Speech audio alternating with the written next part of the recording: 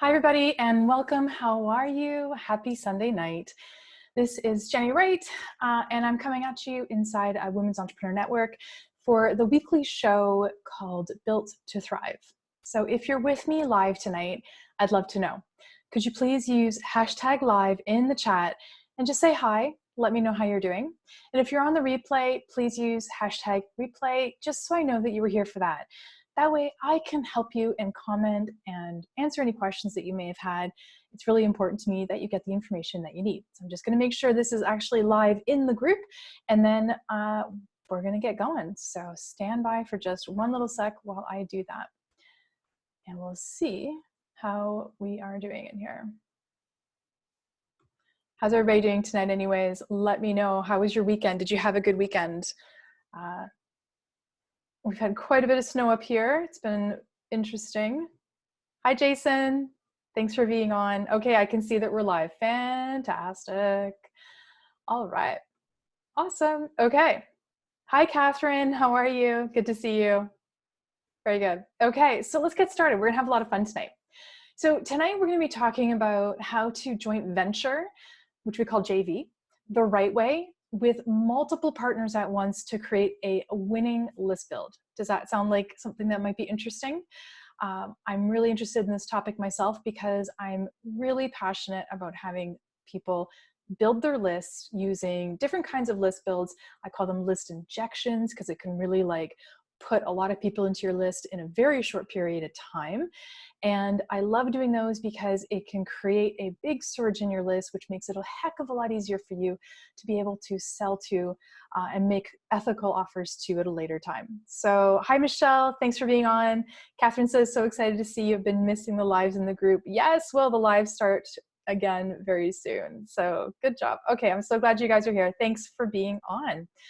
Awesome. Okay, so in my opinion, and I know a little bit, and I know one or two things about list building because I've actually done about 240 online summits, approximately 50 to 60 challenges, and several hundred webinars. Okay, so from that knowledge, I know that what I'm about to tell you works. Okay, so you can only really list build in one of three ways. You can list build organically by yourself, which means you create the lead magnet or the video series or the other thing, whatever it is, and you promote it organically by yourself.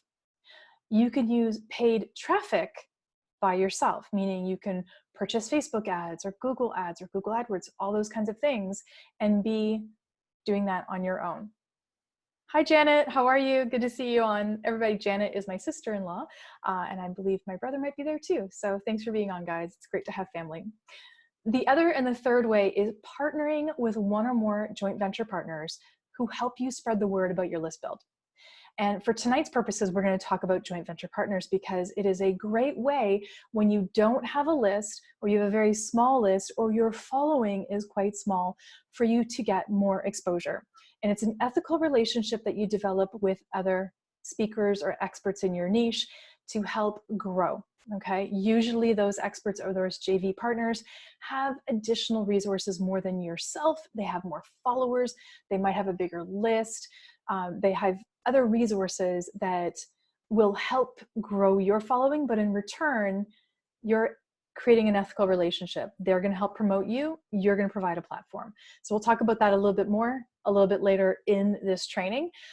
So I'll delve into that a little bit more. So having multiple joint venture partners working together to create one list build means you can add hundreds, if not thousands of people into your list multiple times a year. I am a huge fan of creating these joint venture list builds twice a year, spring and fall. Those are the times that seem to work the best. And you need to avoid some really big holidays. So I'm talking about spring and fall in North America, just so you know, because I know that's reversed. Hi, Patty. How are you? Good to see you. Awesome. Glad you guys are on. Thanks so much. I appreciate it. Okay. So regardless of how you want to list build, and again, there's various styles of joint venture list builds. I'm going to break them down quickly. So those are summits, okay, and challenges, as well as things like a panel. And I'm going to talk about those a little bit more shortly. So just keep that in mind. Here's how to do this all really ethically and achieve an amazing result. Regardless of your list size, I want you guys to be looking at doing something like this about twice a year, spring and fall, like I was mentioning to you, okay? The best way that you can do this is with a 3 to 5 day summit or a 5 or 7 day challenge. Now, with a 5 or 7 day challenge, you're probably just working with one other joint venture partner versus 2 or 3, because that would be way too complicated in a challenge. But with a summit, you could have 5, 10, 20 other joint venture partners all partnering together for your summit. And the outcome can be incredible if it's done right, okay? So who here knows what a summit is? Put your hand up in the chat box. Give me a yes if you know what a summit is. If you don't know what a summit is, give me a no in the chat box so I know that you don't know what a summit is, and I can give you guys some more information to help you out there. Hi, Haley, how are you? Thanks for being on. I love the opportunity to go live and help train in the group. Thanks so much for that.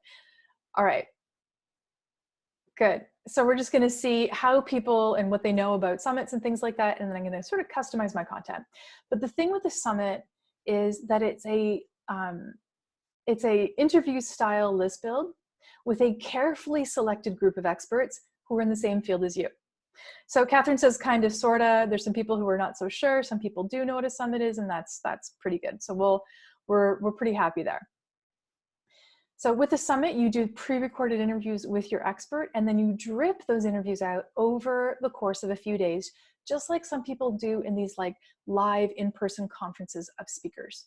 Okay, you know, when you see like those 3-day or those 4-day conferences in Las Vegas and things like that, it's a similar sort of field, but we're doing it online.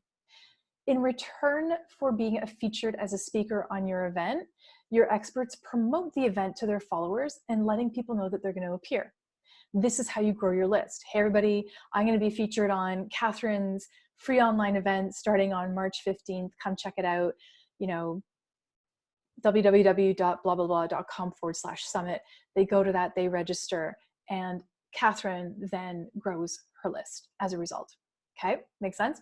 So the big guys and girls and gals in all of your niches are doing summits. I guarantee if you go to Google and you put in the name of your niche, whatever it is that you talk about, plus the word summit or online event, you're going to see several, if not dozens, of online events in your niche that people are actually doing right now, which is great news. It doesn't mean the market's flooded. It just means that other people are doing them, which means there's success.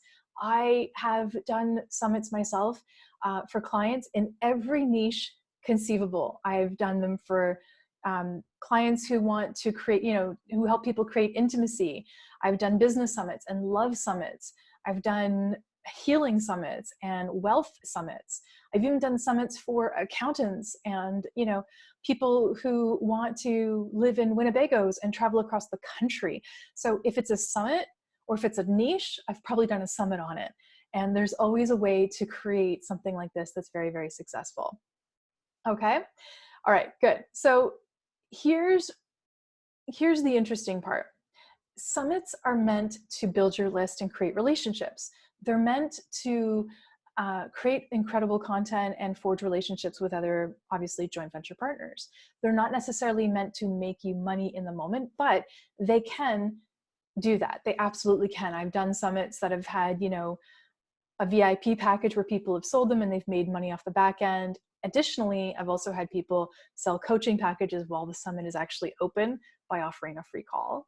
And they've made $30,000, $40,000, $50,000. So this is all within the realm of possibility for you as well, okay? Okay, so who here has thought about doing a summit? So put an S in the chat box. If you've never done one, but you've thought about doing one, or if you've done one and you want, or you're thinking about doing one again. So let me know in the chat box if that's the case. And for you, those of you who know me, you know I have to sip on my water. Okay, so next, I want to talk to you about selecting the right speaker for your joint venture list build. Yes, multi-skilled queen alert. Thanks, Catherine.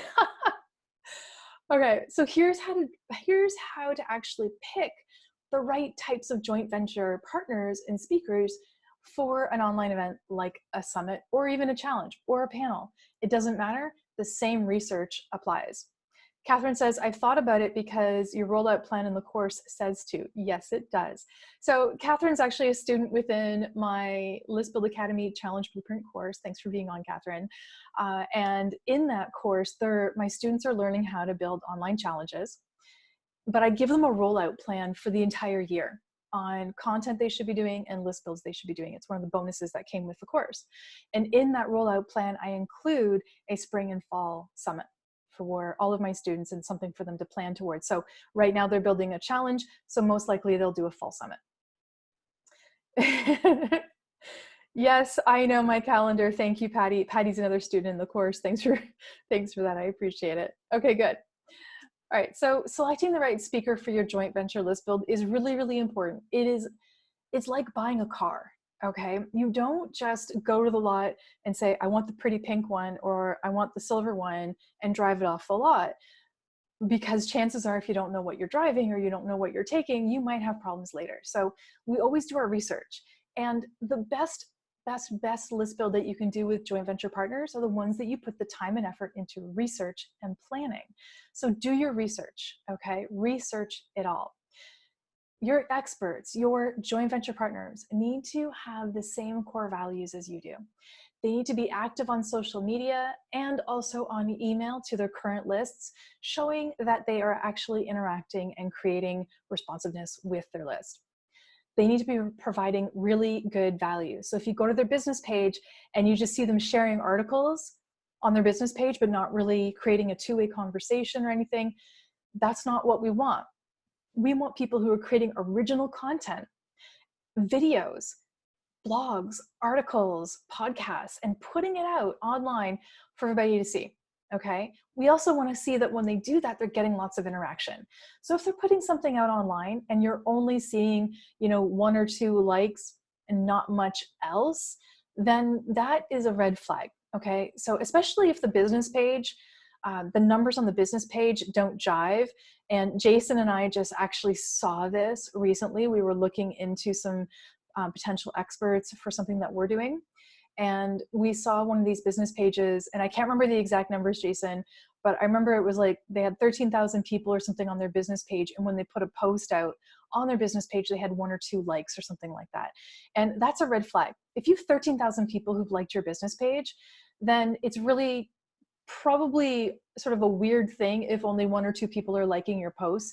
Either your content isn't very good, or the people who like your page, maybe they're not in alignment, all sorts of different reasons, but it's a red flag for me, okay?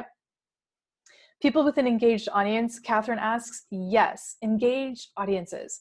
So if you put a post out, Catherine, on your business page or on your personal profile or on your Instagram, your LinkedIn, engagement, an engaged audience is going to respond, right? If you, they're going to like it, they're going to comment, they're going to share, they're going to, want to create engagement with you because they're interested in what you do. Okay. That's an engaged audience. The other thing with engaged audiences is their emails. So when people are sending out email and to their email lists, and their open rates are really low, or they're getting no clicks on their emails, that's a show of low engagement. And their list probably isn't dialed in niche-wise to who they are and what they're doing. So they have a bit of a niche problem, or maybe their list, is very turned off to what they're doing, and they need to do a nice big cull, like clean their list, and do a list build that's very niched in. So this is something that a lot of you know that I talk about, but that Jason talks about even more, and Jason's on this, thanks for being on. Where he talks a lot about niche, right? And being niched in. So that's something for you guys to consider. Yes, very little engagement. Yeah, Jason said it showed the same on Instagram and Twitter as well. Very little engagement. And that's a huge red flag. That's a huge red flag. So when you're looking at joint venture partners, you want people that if they have 351 people who like their business page, that 7, 8, 10 people will actually, interact with them and comment or like or share. So that's exactly, very little engagement. Absolutely. Hi, Beth, welcome. So glad you're on. I'm so glad you guys are on. Thanks so much. Okay, so let me just make sure. All right, good. I was having problems showing, there it is. Okay, I just wanted to make sure that everything was good. It looked like something funny was happening in the on the live. Okay, so on top of doing your research, you need to make sure they're providing really good value. We talked about that. And they have to already be showing that they know how to promote other people. Now that one's a bit of a caveat. That one isn't 100% necessary, but I like it. So what that means is that when you might, as part of your research, you should be registering for your potential experts free gifts so you can get on their email list and see how they interact with their email audience.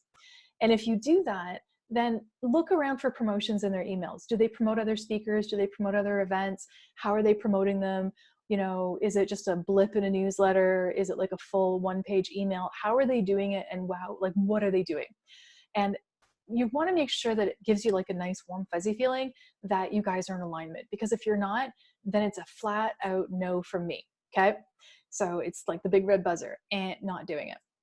Make sense? Good. Awesome. All right. Jason says, if their audience is non-responsive, they have no audience. That's 100% true. If their audience is non-responsive, they got nobody. Okay. Here's how to ethically work with your speakers. Once you've done your research, you've identified potential joint venture partners, and now you're ready to connect with them, there's a couple things I want you to do. When you're connecting with potential speakers, it isn't about them being way up here and having an audience and you feeling way down here because you've never done anything before, or you're worried about connecting with these people because they have such a big audience. I want you to eliminate that gap. When you have this gap, this disparity between you think they're like a pro and oh my gosh, and you think you're way down here, it automatically creates a disparity in the relationship when you even just connect with them for the first time. Okay. And by having that disparity in the relationship, the control is not in your hands. And I'm not asking you to be heavy-handed or be in control, but I want you to have a equal footing as your experts. Okay. So getting to equal footing is working on your imposter syndrome. And the first step of getting over imposter syndrome is to understand that you are not an imposter. There's like articles written all over the place. And I was talking to somebody about this earlier. And to realize, yes, you are somebody. You are just a few steps behind from the other somebody. That's all. Yes, Jason says leverage. We do not want to create a relationship of leverage. Just because these people have, done business longer than you or been more successful than you, whatever that success is, we don't want them to have leverage. We want to have equal footing in a relationship. And we do that before we get on a call with them. We get over that issue, and we know, you know what, we're all just trying to make it work. We're all just trying to build our lists and grow our businesses and all those kinds of things. We are not focusing on who's here and who's here. Okay.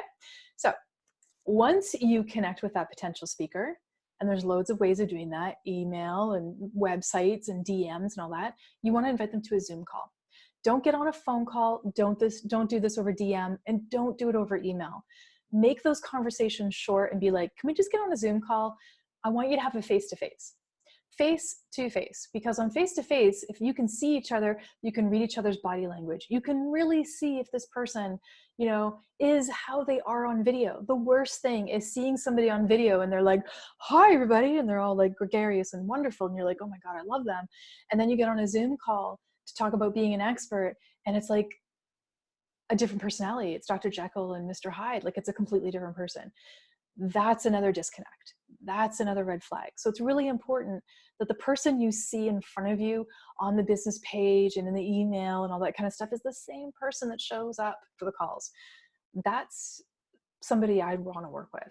I don't want to work with the people who show up, barely show up, and are completely different. I want them to be the same person. Okay. So in that call, I want you to be completely upfront with what you're trying to accomplish for your joint venture partnership. Joint venture partnerships have to start off on equal footing. If there's that disparity we just talked about, it's not going to work. Okay. Tell them what you want to accomplish in your list build, how you want them to be a part of it, why you want them to be a part of it. Be open and tell them that all experts who participate in your joint venture, they must promote or it doesn't work. Be very, very concise and incredibly clear that if they don't promote, you are willing to and will take them out of the list build. You will take them out of the event. I know it sounds incredibly scary, but again, this is that relationship thing. Oh my God, I can't kick this high up person off my list build. Oh my God. Actually, yeah, you can. Because if it's not working for you and it's only working for them, then that is not an ethical relationship. Okay.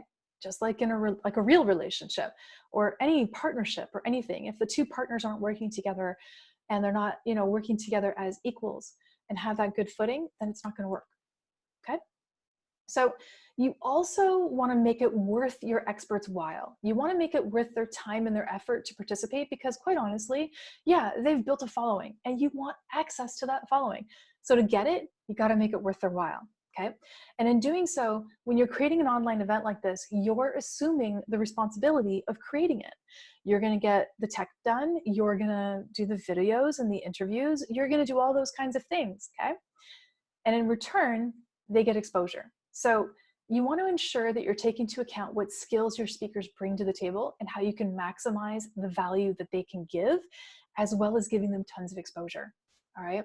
Ask them to provide free gifts that they can share with your audience to help them grow their list as a result of being on your event.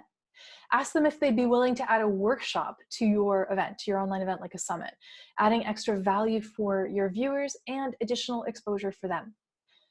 Then I want you to, inquire about how you guys can help each other promote the event. So regularly when you do things like online summits, everybody sort of does I want 2 emails and 4 social media posts. And this is really interesting that, yep, it's mutual respect, Beth, 100%. This is really interesting because Jason and I were having this conversation and it came up like, how many times do people post on social media in a 2-week period? The promotional period for these online events is about 2 weeks. And that's why the conversation started. Most people who are active on social media are promoting or sharing on social media usually once a day, right? If not, sometimes more than once a day. So if you're doing an online event and there's a 2-week promo period and you are only asking for 2 or 3 social media posts, it's not going to have the effect that you want. You want to be aligned with joint venture experts who are loving your ideas so much that they're willing to go the extra mile. Okay. So I love this technique. I don't actually tell my experts how often I want them to promote. I ask them first what they'd be willing to do, and then I try and grow on that. Yes, content storm. So this is a technique I use in my online course with my students.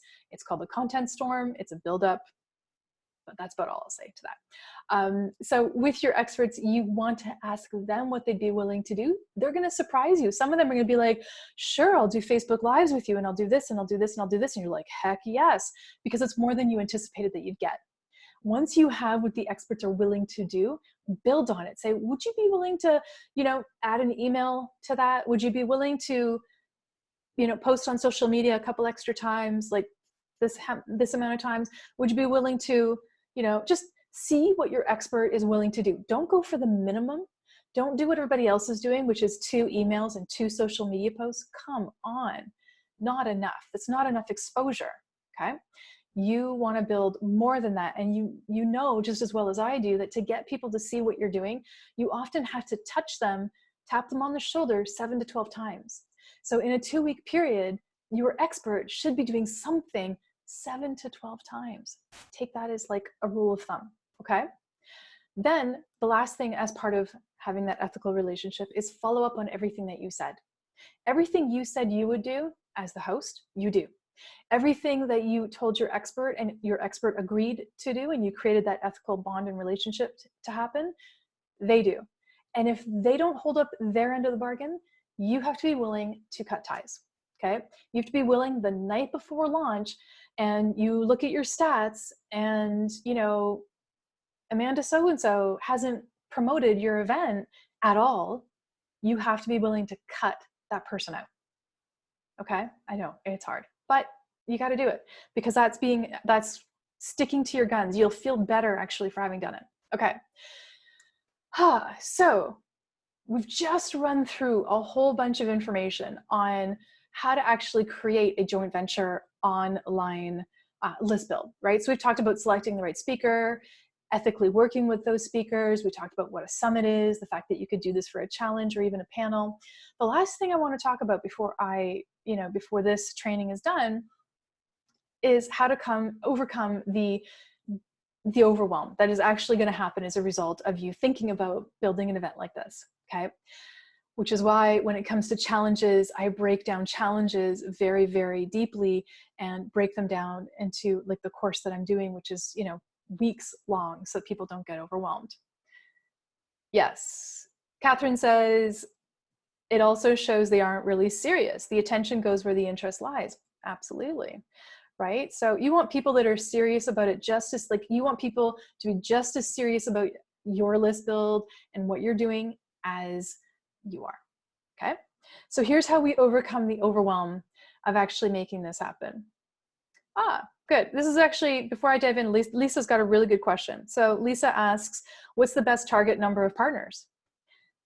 That depends. So if you're doing a 3 to 5 day online summit and you want to have, 2 speakers in the morning and 2 in the afternoon, that's 4 a day, right? For 3 days. Okay. Include yourself in that number and you've got yourself 11 speakers that you want. If you want to do a 5 day, then you're looking at adding more speakers. Don't exceed 20 to 24 speakers because it will drive you bananas. Okay. Don't go for the numbers, go for quality. And when you're thinking about the ideal number of speakers, you want to break it down. Actually, don't go for the number, go for the actual topics that you want covered in your online event. You should be determining what that is, and you should have a list and be like, in this event, I want to be able to talk about this, this, this, this, and this. Okay, who are the experts that could fill these areas? And then you connect with those experts, not, hey, expert, I think you're awesome. I think you're big and I really want exposure to your list. What could you talk about? That's not the way to go, okay? So let your niche and your goal determine the amount of speakers that you need, okay? That's gonna help you a lot better versus the other way around, which is how everybody else approaches it and screws it up. All right, so let's talk about how to overcome this overwhelm because I know that it's out there. Okay. There is a long list of things you guys need to do to build out an online event like I just described. There's a lot of work involved and a lot of planning. So just like the big pros, because trust me, the big pros are doing these events and they're building their list because big people have to, the people who are making multiple 6-figure, 7-figure, 8-figure, they're doing summits. They're doing challenges and they're doing summits because they know the value of creating a list injection, building up their list with new leads, and then being able to market to them afterwards after having built the relationship in the challenge or the summit, okay? So overwhelm almost always stems from not planning, from just thinking, I have 52 tasks. How am I going to get 52 tasks done? It's that whole, oh my God, my essay's due tomorrow in high school, university. How am I going to get 6,000 words, single spaced done, right? And I mean, I went through that. Everybody's gone through that. So how to work through that is actually planning. And Jenny Wright from high school and university is probably like just giggling because I didn't plan. And I was the night before person. I used to write all my essays and everything the night before or study the night before. And here I am, X amount of years later talking about planning. So it's kind of a joke. But planning is the key here. If you're going to be doing an online event like I just described, you're going to want to start planning it 90 days before launch. So if launch date is June 1st, 90 days back is when you want to start planning it out, okay? Yes, you can do a shorter window if you're a lot more organized and motivated, but I'm just saying that 90 days is a good amount of time. 60 days, I've done it, but I don't like it because it's rushed. And getting on people's marketing calendars, their promotional calendars as a speaker can be challenging if you only give them 60 days, because honestly, a lot of us plan out our calendars 6 to 9 months, sometimes even 12 months in advance. Like I know exactly what I'm doing, right? Like right now, I know exactly what I'm doing till December 31st. And yes, I can fit in things like podcasts and things like that because there's space for that and I allow space for that. But I know when I'm marketing my things in my business and promoting somebody else's summit has to fit into those. So it's really important that I have a larger window of time when somebody approaches me so that I can fit it in. Okay. All right. So if you're going to do this, you need about 90 days, sometimes even 120, but I like the 90. And then you break down the task in a work back calendar. A work back calendar is, I'm starting on June 1st. That's my launch date. I need, I need a week to do this. I need 5 days for this. I need 2 days for this. I need a buffer to do this because building out video or recording videos is like scary to me, et cetera, et cetera. So that's sort of like what you do. You can also use a Gantt chart. So Gantt charts are really, really cool. If you don't know what they are, go and Google them. Gantt charts are a great project management software, Excel sheet where you can plan out all your tasks and lay out, how long things take. So if you're a Excel person, I know Jason loves Excel. I've learned to love Excel. I didn't love Excel at one point, but Jason's shown me the way. So is Allison. She's shown me how to love Excel. So I actually have a Gantt chart for all of my summits for my clients. I do all of that work for them. So people who work with me to do a summit, I create all that. I create all the planning docs so that you don't have to worry about it, right? That's what is important when you're actually creating something, is having the planning so that it works effectively, okay? When you are creating something like this, the other way to overcome overwhelm is to work with somebody like me, somebody who's done 240 summits or 50 challenges and knows how they all work and plans them out appropriately so they actually, they don't freak you out and they don't overwhelm you, okay? So that's pretty much the training on how this is all going to work out for you in terms of building your list and doing something with a joint venture partner. Hi, Leslie. Good to see you. If you guys have any questions, now's a great time to ask. I'm absolutely open to answering any questions about joint venture partnerships and what that can look like for summits and for challenges. I've got lots of information to share with you, and I'm going to be doing lots of trainings on these. So if you know that you want to actually talk in more detail about doing an online event like this, like a challenge, like a summit, then I want to invite you guys, and I'm just going to make this a heck of a lot easier by doing this, because it's easier when I do this. I want to make it really easy for you guys. So if you're interested and you want to actually talk about what it would be like to actually do an online event like this, like a challenge or a summit in your business, then I want you guys to go ahead and book a call with me. And that link did not actually come out as a link. So let's get that figured out. Oh, there, now it's popped up as a link. There we go. So feel free to book a call with me, you guys, because if you do, I'll spend 20 minutes with you. It's completely free. I'm not going to try and sell you on anything. And I'm going to show you how you can fit one of these events into your current business, into your life. Right? I've done summits and challenges with ER doctors that are, 36 hours on or 24 hours on and like 24 hours off. I've done summits with lawyers and 7-figure business owners with barely any time. Like, I've done it all. So I can absolutely show you how you can fit a list build like this into your life and how it can transform your business. I want you to imagine what it's like if you can add 500, 800, 1,000, 1,500, 2,000, 3,000 people to your email marketing list. If you were to add them, how would that transform your life, right?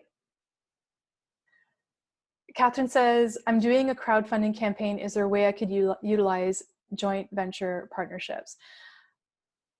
You could, but that's not my level of expertise when it comes to sponsorship. What you could do, Catherine, is you could ask people to help share your crowdfunding campaign. And you could add gamification to make that happen. So you could ask people in your circle to help share your crowdfunding campaign. And the gamification would be, if you post this on social media 5 times, I'll give you X service, right? Like almost like a barter in return for them sharing it. You provide the copy and any graphic to them to have them share, make it easy for them, any social media graphic or whatnot. So you provide that for them and ask them if they will absolutely share with you what it is that you're doing so they can best help you. Okay, does that make sense? So go ahead and try doing that. It's not my forte to work on that with most people, but I think that that strategy might actually help you. Okay, good. Awesome. All right. Okay, so what I want to recommend to you guys, and I'm just going to wrap this up in a second. I just wanted to make sure I was covering all my notes, that creating something like this can be really, really good for your business. And I highly recommend that if you aren't planning a list build like this, a challenge or a summit, that you're planning on doing it either in like a challenge you can do anytime. A summit, I mean, I would prefer that you do it between now and the end of June. And then also you can do again in the fall, right? September, October, November, that kind of thing. Yes, you can do a skill trade, etc. That would work for you very well, Catherine. Okay. All right, guys, thank you so much for being on. If you haven't already, please go ahead and feel free to book a 20-minute consult with me. Again, it's completely free, and I'm not going to try and sell you anything. I just want to try and help you understand how a list build like a summit or a challenge can fit into your business and how it's going to help. All right, thank you so much for being on, you guys. I really appreciate all your time and all the comments. Thank you so much, and I will talk to you all super, super soon. Take care, guys. Bye for now.